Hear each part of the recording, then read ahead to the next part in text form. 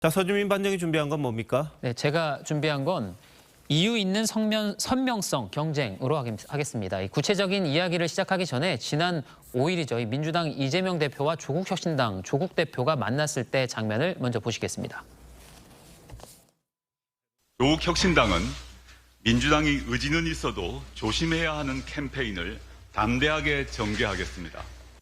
민주당은 넓은 중원으로 나가셔서 중도표와 합리적 보수표까지 끌어오고 지금 조 대표가 말한 거를 보면 네. 그 센 역할은 내가 할 테니까 좀 민주당은 점잖은 역할로 중도표 확보에 좀 집중하시라 네. 이런 뜻으로 보이는데 근데 요즘 이재명 대표 발언을 보면 수위가 꽤 높더라고요. 예, 그렇습니다.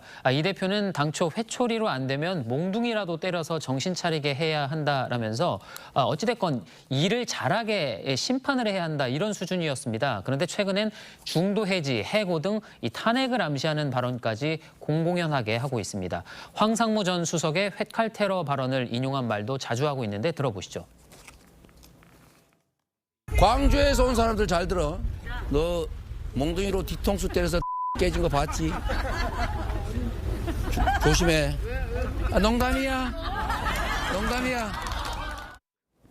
예, 그 표현도 좀 거칠긴 하지만 그 황상무 전 수석 발언을 빌미로 윤석열 정부와 관련이 없는 그 5.18 무력 진압까지 그 현 정부 문제인 것처럼 좀 말하고 있네요.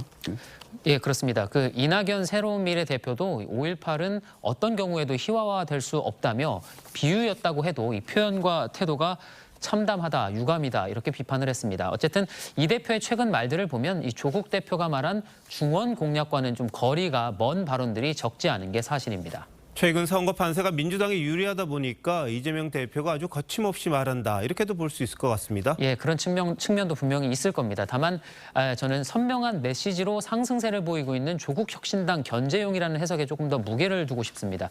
이 대표가 151석 단독 과반을 강조하는 것과 연관지어 보면 더더욱 그렇습니다. 뭐 다다익선이긴 하지만 그래도 그 조국 혁신당 의석도 어차피 야권표잖아요. 네. 그래서 뭐 단독 과반이든 뭐 범야권 과반이든 그게 크기가 뭐 차이가 있습니까? 예, 이게 단독 과반이 아니라면 쟁점 법안을 처리할 때 조국 혁신당이 매번 캐스팅 보트를 쥐게 됩니다.